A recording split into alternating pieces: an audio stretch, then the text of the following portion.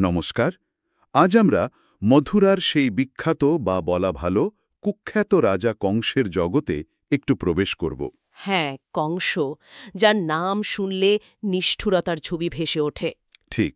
আর আমাদের আজকের আলোচনার ভিত্তি হল কংসবধ, কৃষ্ণলীলার সূচনায় দেওয়া তথ্য। আমরা দেখব কিভাবে একটা দৈববাণী কংসের মনে ভয় ঢুকিয়ে দিয়েছিল। আর সেই ভয়ে থেকেই জন্ম নিয়েছিল অনেক নাটকীয় ঘটনা, যার কেন্দ্রে ছিল শ্রীকৃষ্ণের জন্ম। একদম। শুরুটা তো হয়েছিল কংসের বোন দেবকীর বিয়ের সময় বাসুদেবের সাথে। হ্যাঁ, আর ঠিক সেই আনন্দ অনুষ্ঠানের মধ্যেই শোনা গেল আকাশবাণী, মানে ওই ভয়ানক দৈববাণীটা। দেবকীর অষ্টম সন্তানই হবে তোর মৃত্যুর কারণ। উফ, ভাবা যায়? ঠিক তাই।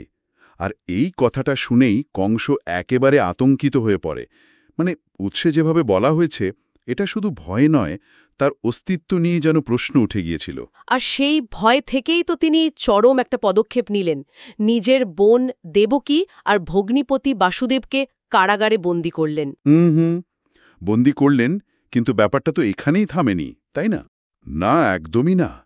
এরপর কংস যা করলেন তা তো আরও ভয়াবহ।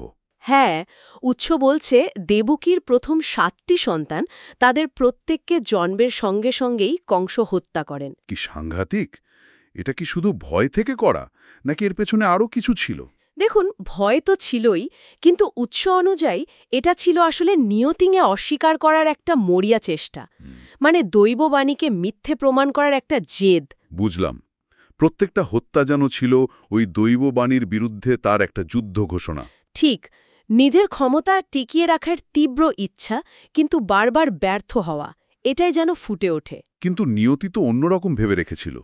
অষ্টম সন্তানের জন্মের সময় তো কিছু আশ্চর্য ঘটনা ঘটল। হ্যাঁ, অলৌকিক বললেও কম বলা হয়। যেমন ধরুন, কারাগারের সব প্রহরীরা গভীর ঘুমে অচেতন হয়ে পড়ল, বন্ধ কারাগারের দরজা নিজে থেকেই খুলে গেল, শিকলগুলো আলগা হয়ে গেল। উৎসুকে এগুলোকে দৈব হস্তক্ষেপ বলছে?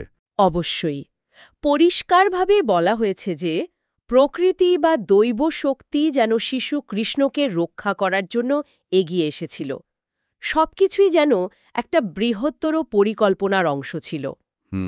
আর সেই পরিকল্পনার অংশ হিসেবেই তো বাসুদেব মাঝরাতে উত্তাল যমুনা নদী পেরিয়ে গেলেন। হ্যাঁ, শিশু কৃষ্ণকে নিয়ে নিরাপদে গোকুলে নন্দরাজার বাড়ি পৌঁছালেন। কিন্তু তিনি তো একা ফেরেননি, তাই না? গোকুল থেকে যশোদার সদ্যজাত শিশুকন্যাকে নিয়ে মথুরায় ফিরে এলেন। ঠিক, এটা ছিল পরিস্থিতি সামলানোর জন্য একটা অসাধারণ কৌশল, সদ্যজাত কৃষ্ণকে কংসের হাত থেকে বাঁচানোর জন্য। কিন্তু কংসকে তো আর ফাঁকি দেওয়া গেল না। সে কারাগারে এসে যখন ওই শিশুকন্যাকে হত্যা করতে গেল, তখনই ঘটল আরেকটা অভাবনীয় ঘটনা। সেই শিশুকন্যা কংসের হাত ফসকে আকাশে উঠে গেল। আর দেবী যোগমায়ার রূপ ধারণ করে কংসকে আবার সতর্ক করলেন। হ্যাঁ, বললেন, আরে মূর্খ, তুই আমাকে মেরে কি করবি? তোকে বধ করার কারণ ইতিমধ্যেই অন্য কোথাও নিরাপদে বেড়ে উঠছে। আচ্ছা, এই ঘটনায় কংসের প্রতিক্রিয়া কি ছিল? উৎস কি বলছে? সব নিষ্ঠুরতা, সব ব্যর্থ। তার মানে সে নিশ্চিত হয়ে গেল যে তার বিনাশের কারণ সত্যি কোথাও বেড়ে উঠছে। একদম। তার মনে একটা স্থায়ী আতঙ্ক তৈরি হল। সে বুঝল এটা শুধু সময়ের অপেক্ষা। তাহলে এই ঘটনার পরেই কংসবধের আসল প্রেক্ষাপটটা তৈরি হয়ে গেল, তাই তো? হ্যাঁ, বলা যেতে পারে। একদিকে শ্রীকৃষ্ণ গোকুলের নন্দ আর যশোদার কাছে নিরাপদে বড় হতে লাগলেন, আর অন্যদিকে কংস তার পাপ আর ভয় নিয়ে মথুরায় রাজত্ব করতে লাগল মৃত্যুর অপেক্ষায়। ঠিক। উৎস এটাই প্রতিষ্ঠা করে যে কংসের নিজের কর্মফলই তার ধ্বংস ডেকে এনেছিল। কৃষ্ণ পরে তাকে বধ করে ধর্মপ্রতিষ্ঠা করেন ঠিকই, কিন্তু এর শুরুটা হয়েছিল ওই দৈববাণী আর কংসের সেই ভয় থেকেই। তাহলে পুরো আলোচনাটা যদি এক জায়গায় আনি, ব্যাপারটা দাঁড়াচ্ছে একটা দৈববাণী, তা থেকে জন্ম নেওয়া ভয়, সেই ভয় থেকে চরম নিষ্ঠুরতা, কিন্তু শেষ পর্যন্ত অলৌকিক হস্তক্ষেপে কৃষ্ণের রক্ষা পাওয়া এবং কংসের বিনাশের পথ তৈরি হওয়া। নিয়তির এক অমোঘ খেলা। উৎস এটাই তুলে ধরে।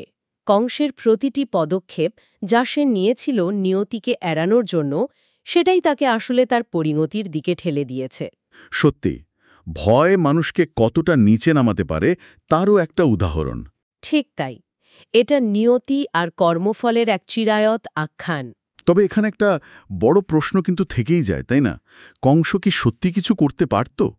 মানে তার ভাগ্য কি সে বদলাতে পারত? সেটা একটা গভীর প্রশ্ন বটে। নাকি ওই দৈববাণী শোনার মুহূর্তেই তার সব পরিণতি নির্দিষ্ট হয়ে গিয়েছিল?